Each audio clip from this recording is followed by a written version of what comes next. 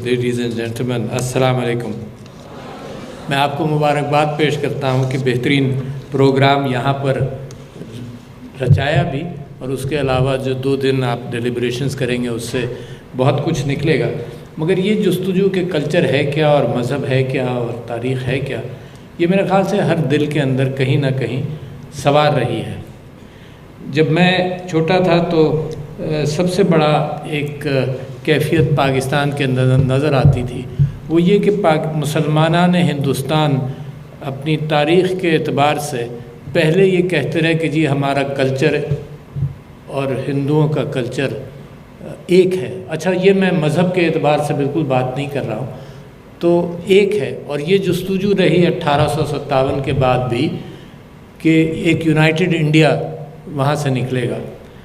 پھر نظر یہ آیا کہ مذہب اور کلچر کا جو مکس بنتا ہے اس کے اندر بڑے بڑے تعصبات آ جاتے ہیں، اور کوشش کے باوجود، اس کے باوجود کہ قائد اعظم محمد علی جناح سب سے بڑے اس بات کے لیڈر تھے کہ ایک یونائٹڈ انڈیا نکلنا چاہیے، بلکہ مسلم لیگ کو انہوں نے اس کے اندر شرکت بھی نہیں کی تھی، اور سر محمد آغا خان جو پہلے مسلم لیگ کے صدر تھے، شاہ محمد آغا خان، انہوں نے یہ کہا کہ ایک بڑا بریلینٹ لائر ہے بمبے کا جو یہ سمجھتا ہے کہ یونائٹڈ ایک انڈیا قائم رہے گا۔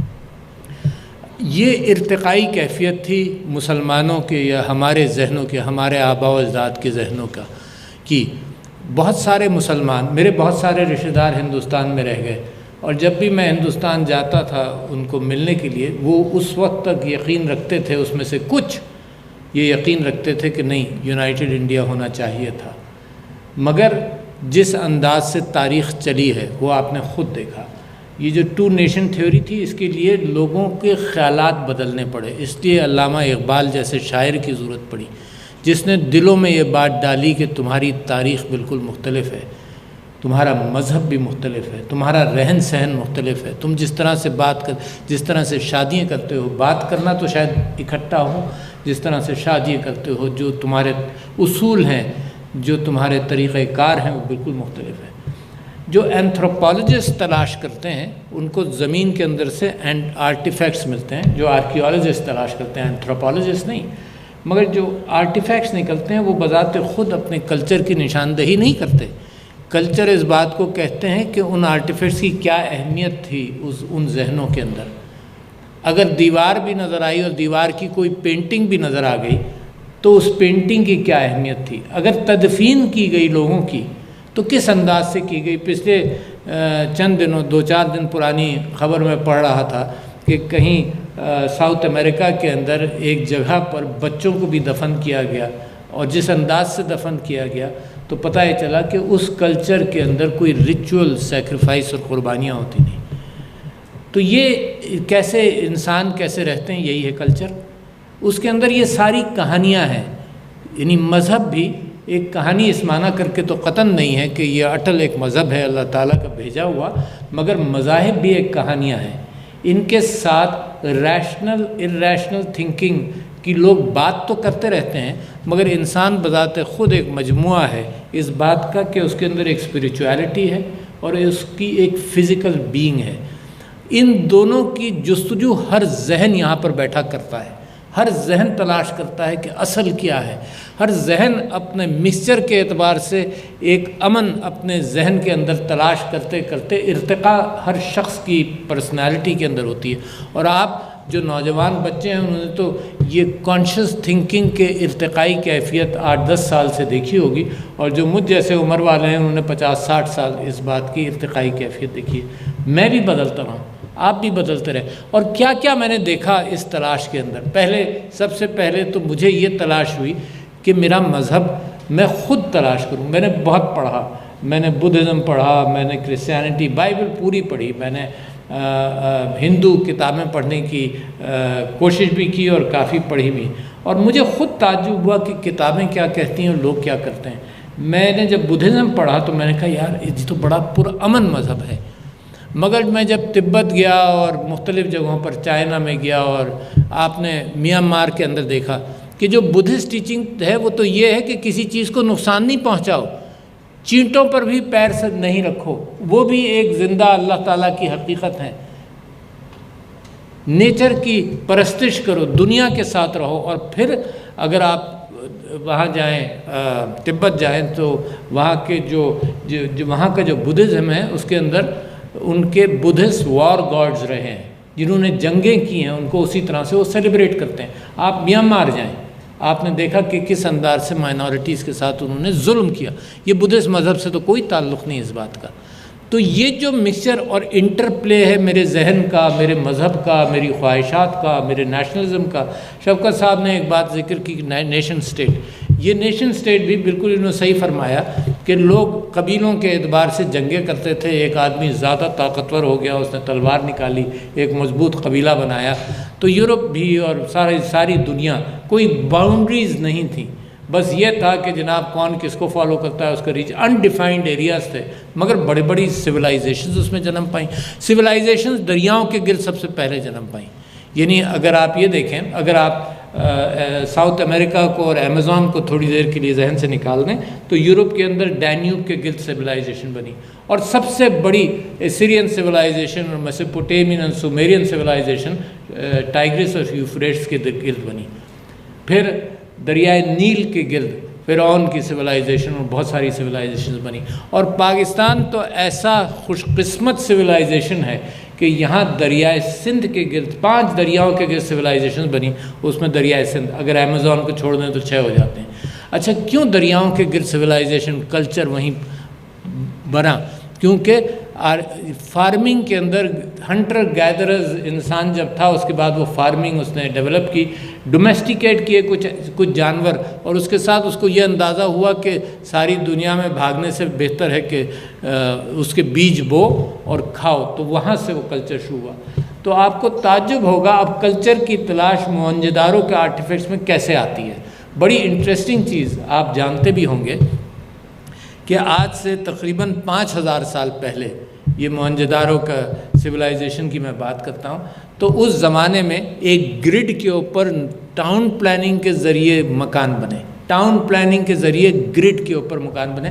دنیا کی سب سے پہلی سویلائزیشن ہے جہاں پاکستان موجود ہے، سب سے پہلی سویلائزیشن ہے جس نے اتنی آرگنائز طریقے سے بتائی۔ کوئی بیچ میں کسی نے دیوار بنا کر کوئی ہٹ نہیں بنایا، یا مکان یا جھونپڑی یا کوئی چیز نہیں بنائی، گرڈ پر رہی۔ دوسری بڑی بات کہ دریائے سندھ سے پانی آتا تھا، ہر گھر کے ٹوائلٹ میں جاتا تھا، ہر گھر کے ٹوائلٹ میں جاتا تھا، اور ایک سیویج سسٹم تھا جو اوپن سیویج 5000 سال پہلے sewage system, open sewage system تھا، جو آج تک تاریخی اعتبار سے ہم نے پریزرو کیا ہوا ہے۔ شفقت صاحب اوپن سیویج اپنی آبادیوں کے اندر بھی پریزرو کیا ہوا ہے، ہم نے سیویج سسٹمز ہی نہیں بنائے اس کے بعد اچھی طرح سے۔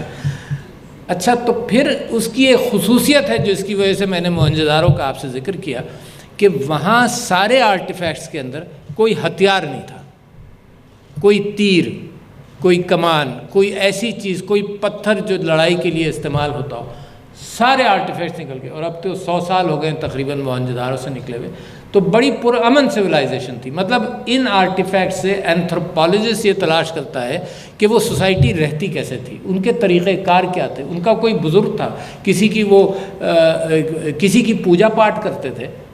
مگر سب سے بڑی چیز جو موہنجوداڑو، تو فخر کیجئے اپنے ملک کے اوپر، سب سے بڑی چیز جو موہنجوداڑو سے نکلی کہ بالکل پیسفل لوگ تھے۔ آہستہ آہستہ خود ہی ختم ہو گیا، کوئی جنگ نہیں ہوئی، کسی نے دھاوا نہیں بولا، کسی نے اس کو تباہ نہیں کیا، اور خود ختم ہو گیا۔ تو اس کی تلاش رہی کہ کیوں ختم ہو گیا، کیونکہ وہ سویلائزیشن پانی کے ساتھ بنی تھی، دریا کے ساتھ بنی تھی۔ تو جیسے دریائے سندھ نے اپنا رخ بدلا، کم سے کم وہ موہنجوداڑو اور ہڑپا کی سویلائزیشن جو ہے وہ بدل گئی، چلی گئی، وہاں سے ختم ہو گئی۔ اس کے بعد پاکستان کے اندر سب سے پرانا شہر آپ نے نام سنا بھی ہوگا، مگر تلاش کیجئے، بڑے اچھے میوزیمز پاکستان کے اندر اب بنے۔ میں پاکستان آرمی میوزیم لاہور میں آپ کو انکریج کرتا ہوں کہ جائیں۔ پاکستان کی تاریخ کے اعتبار سے نیشنل میوزیم پاکستان مونیومنٹ کے ساتھ ہے، وہاں جائیں تو آپ کو پاکستان کی تاریخ کے اعتبار سے آپ کو فخر ہوگا کہ کئی میرے خیال سے 15-20 شہر پاکستان کے اندر ایسے ہیں جو ہزاروں سال پرانے بھی ہیں۔ تو آپ کا ایک کلچر، آپ کی ایک سویلائزیشن، لوگ فخر کرتے ہیں اس بات کے اوپر۔ ایک فرینچ آتھر ہے، پچھلے دنوں جب ہندوستان کے اندر میں نے یہ دیکھنا شروع کیا اور پڑھنا شروع کیا کہ وہ کر کیا رہے ہیں، تو جو مودی کی سرکار ہے اس نے، اور یہ ایکسٹریم کیفیت جو گولکار اور یہ سب کچھ جو پچھلے 100 سال 150 سال کے اندر جنہوں نے مسلمانوں کے خلاف نفرت بوئی ہے، RSS وغیرہ، انہوں نے اب ہندوستان کے اندر یہ کیا کہ مسلمانوں کی تاریخ کو مسخ کرنا شروع کیا، بدلنا شروع کیا، اورنگزیب کو ایک ظالم حکمران کے طور پر پیش کیا۔ شاید اکبر سے وہ ابھی تک خوش ہیں کہ کیونکہ اس نے دین الہی بنایا، مگر اب وہ کر یہ رہے ہیں کہ تاریخ اپنی بدل رہے ہیں، جو اصل تاریخ ہے اس سے ہٹ رہے ہیں۔ کیوں؟ ایک فرینچ آتھر ہے، مجھے ابھی اس کا نام یاد نہیں آ رہا تھا، بیٹھا ہوا سوچ رہا تھا میں، ایک فرینچ آتھر ہے، اس نے کہا کہ اگر کسی کلچر کو اور لوگوں کو ختم کرنا ہوتا ہے تو پہلے ان کی تاریخ مٹاؤ، ان کی کہانیاں مسخ کرو، ان کی میموری جو ہے، کیونکہ یہ کلچر میموری سے بھی چلتا ہے، بہت ساری چیزیں میموری میں ہوتی ہیں، ان کی میموری ختم کرو، پھر نئی کتابیں لکھو، پھر نئی تاریخ لکھو، نئی میموری بناؤ۔ تو ہندوستان کے اندر اس وقت یہ کیفیت ہو رہی ہے اور ایک فرکشن جیسی چیز نکل رہی ہے، یعنی آپ تصور نہیں کر سکتے کہ پاکستان کے اندر کبھی بھی تاریخ میں کہ اگر ہماری ٹیم کے اندر بڑے اچھے ہندو پلیئرز آئے، کرسچن پلیئرز آئے، مگر کبھی یہ کیفیت نہیں ہوئی جو اب آپ کو نظر آنے لگی۔ تو یہ لیڈرشپ چاہے اتنی آگے نہ جائے، لیڈرشپ اشارہ کرتی ہے لوگوں کو کلچر بدلنے کے لیے، اور وہ فرکشن پیدا ہوتا ہے۔ تو ہمارے کلچر کے اندر اور مذہب کے اندر تو ایک بڑی خوبصورت چیز رہی جس کی مجھے اور آپ کو بھی تلاش رہی، ایک ہے شریعت۔ مذہب کے حوالے سے شریعت ہے قانون اسلام۔ جیسے جیسے مذہب عرب سے عجم اور عجم سے پھر ہندوستان اور سب جگہوں پر گیا، تو لوکل کلچرز کی زبان میں اس لیے کہہ رہا ہوں کہ زبان سے صرف لینگویج نہیں میں کہہ رہا، مگر لوکل کلچر کی زبان کے ان کا رہن سہن، ان کے طریقہ کار، اس طریقہ کار کے اندر وہ گھلا اور ملا۔ صرف یہاں نہیں، یہاں بھجن ہوتا تھا تو قوالی بھی آئی، یہاں جو صوفی آئے مذہب پھیلانے کے لیے، انہوں نے یہ راستہ تلاش کیا کہ جو دلوں کا راستہ ہے، صرف قانون پڑھانا نہیں بلکہ جو دلوں کا راستہ ہے، ہم آہنگی کی، تو اس کے اندر قوالی کا حضرت داتا گنج بخش نے قوالی کس طرح سے سنی جائے وہ لکھا۔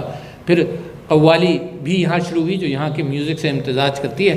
مگر میں آپ کو بتاؤں یہ معاملہ رکتا نہیں ہے۔ آپ میں سے کسی کو یاد نہیں ہوگا، ایک ادارہ بڑا مضبوط بنا، معتمر العالم الاسلامی، اور انعام اللہ خان صاحب اس کے سیکرٹری جنرل یا پریزیڈنٹ ہوتے تھے۔ تو جب میں امریکہ میں تھا 1983 میں، تو وہ امریکہ تشریف لائے سین فرانسسکو، اور سین فرانسسکو ایک بڑا ملٹی کلچرل سٹی ہے جہاں سب سے پہلے دنیا میں گے پریڈز ہوا کرتی نہیں۔ تو وہاں وہ تشریف لائے اور ایئرپورٹ سے آتے ہی میرے گھر پر رہے بھی، تو مجھے کہنے لگے کہ میں نے برکلے جانا ہے۔ میں نے کہا کیوں برکلے جانا ہے؟ کہنے لگے 9 مسلم لوگ ہیں، ان کے پاس ضرور جانا ہے۔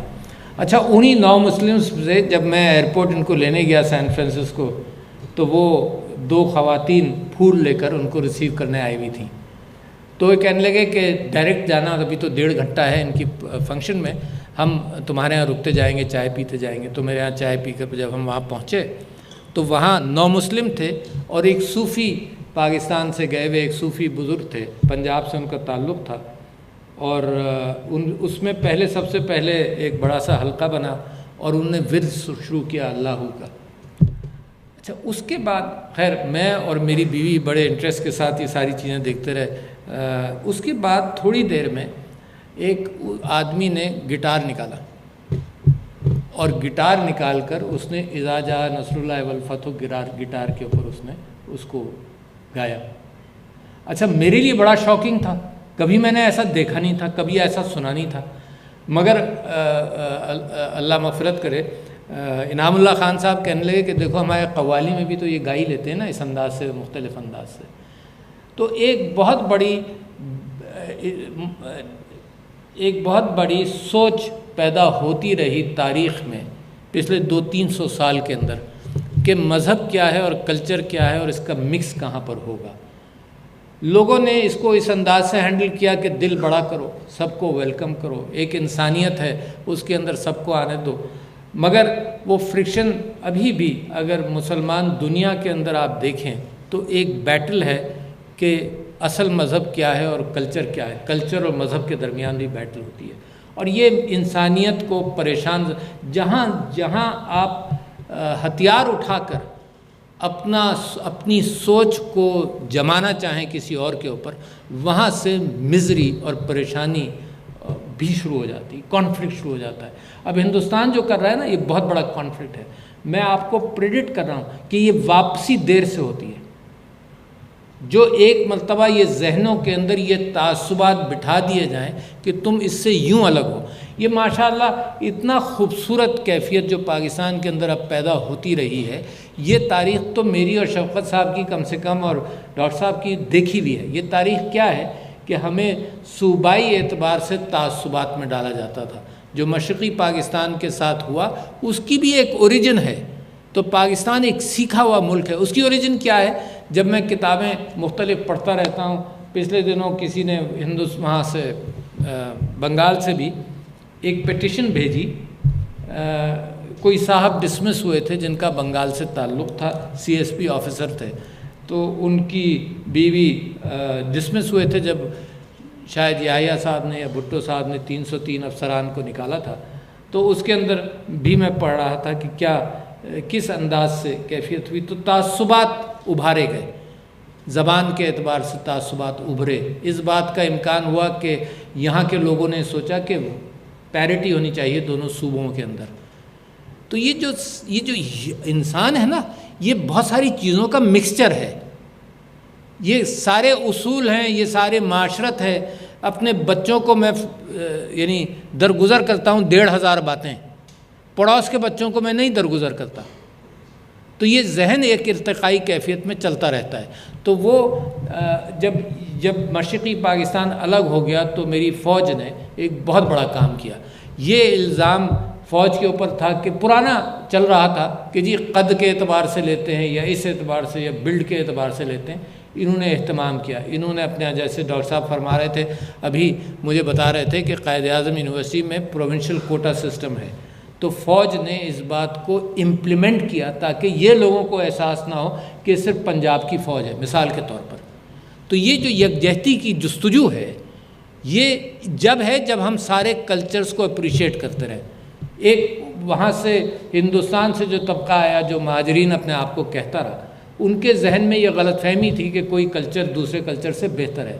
کوئی کلچر دوسرے کلچر سے بہتر نہیں ہوتا۔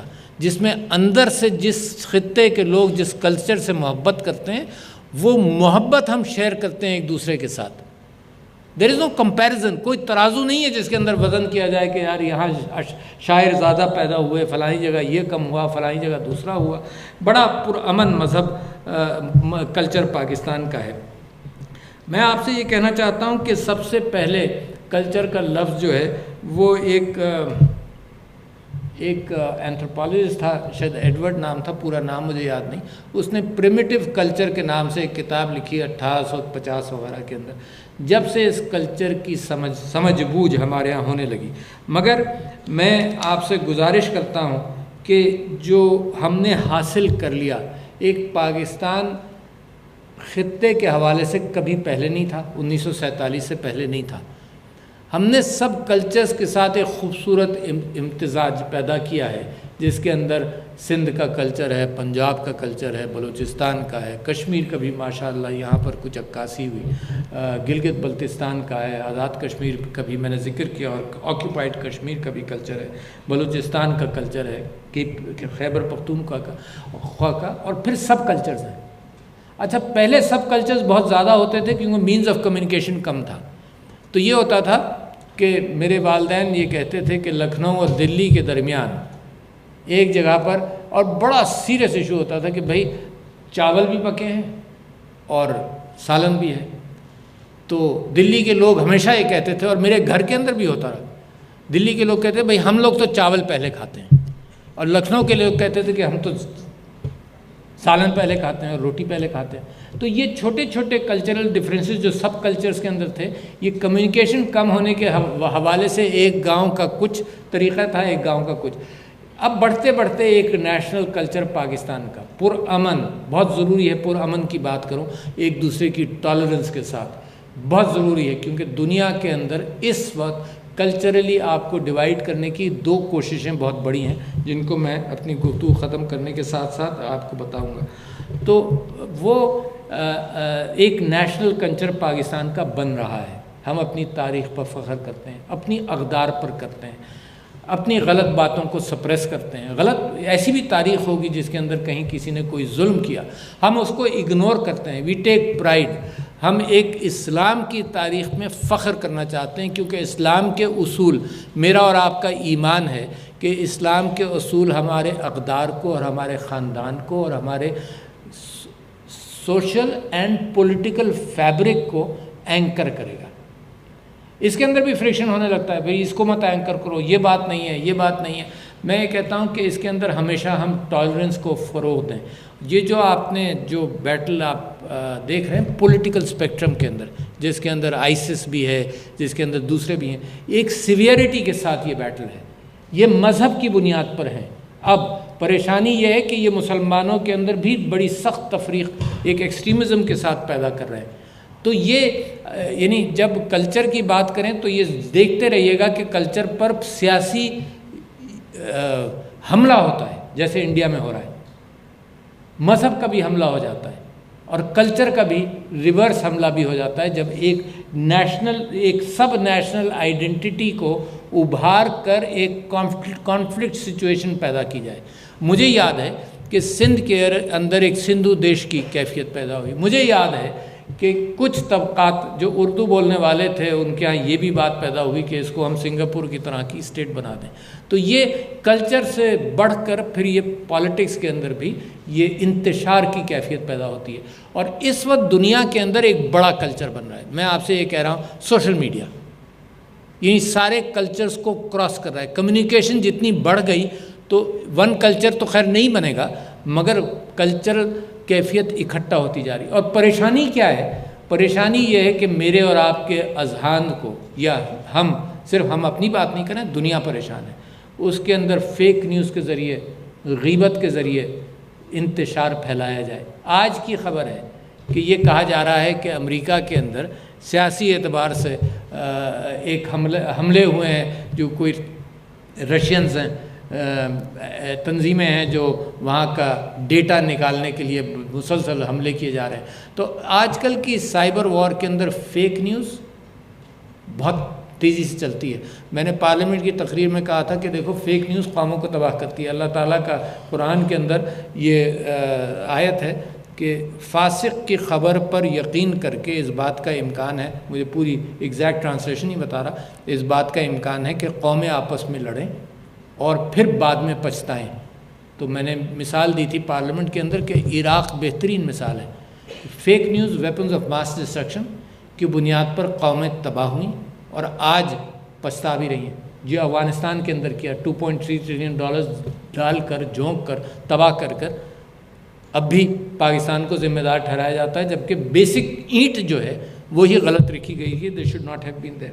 تو میں سمجھتا یہ ہوں کہ آپ کے ذہنوں کے اندر جیسے جیسے ان چیزوں کی سوچ ڈیولپ ہوگی، اور میرے بھائی باہر ڈاکٹر صاحب یہ کہہ رہے تھے کہ 200 کتابیں ہم نے پبلش کی ہیں، اور مجھے دیکھتے ہی یہ افسوس ہوا کہ میری زندگی کے اندر اتنی چھوٹی رہ گئی ہے، اور کوئی پتہ نہیں کل تک ہو یا آج ہی ہو، اتنی چھوٹی رہ گئی ہے کہ اتنا علم دنیا کے اندر ہے جس تک میں پہنچ ہی نہیں سکتا۔ سوچ بھی، میرے پاس ٹائم ہی نہیں ہے، نہ آپ کے پاس، علم بہت بڑھ گیا، مگر یہ جو علم کی جستجو ہے، یہ جو علم کی تلاش ہے، یہ جتنی آپ ابھاریں اپنے آپ، دیکھیں ضروری نہیں ہے کتاب پڑھیں، کتاب از دا پیکیجنگ آف انفارمیشن، وہ پیکیجز بدل گئے، انٹرنیٹ پر مل جائے گا آپ کو انفارمیشن۔